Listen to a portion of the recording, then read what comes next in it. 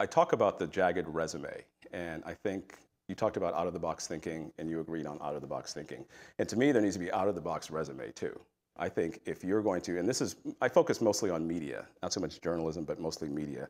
But I do try to write things in a way that apply to just about anybody.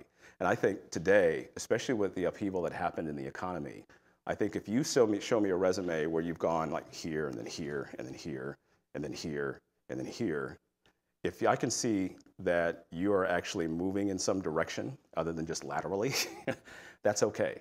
I think many employers are going to be forgiving of that. And if you have, like Dan and I were just talking, we have like 3 jobs that we work, but that's okay too, because it really depends on what it is that you're working on, and also what is it that, do you have an understanding of what you're applying for? And if those skill sets are working for you, I think your chances are going to be higher that you'll be able to hire, you'll be able to find people who have a variety of skills that can fit inside the culture of your business. So also a big trend is that there are people who are deciding not to go work for the company, work for the big monster company that has you sitting in a cube, and you have to report to 30 people, and they have this order in which they do everything. There are people who are walking away from that. Some were pushed, but some are walking away, and they're owning their own decisions. They're deciding, for example, to start their own company, start their own business.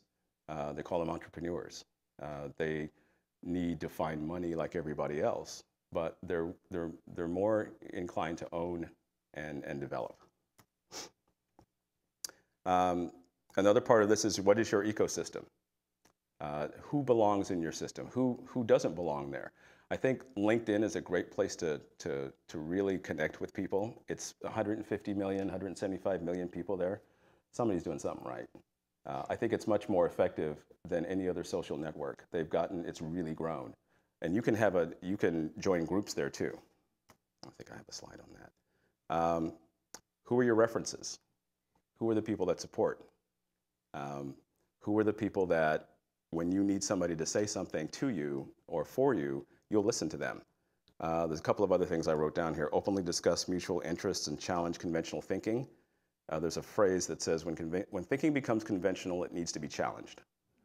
So number 2, provide some form of friendship or support.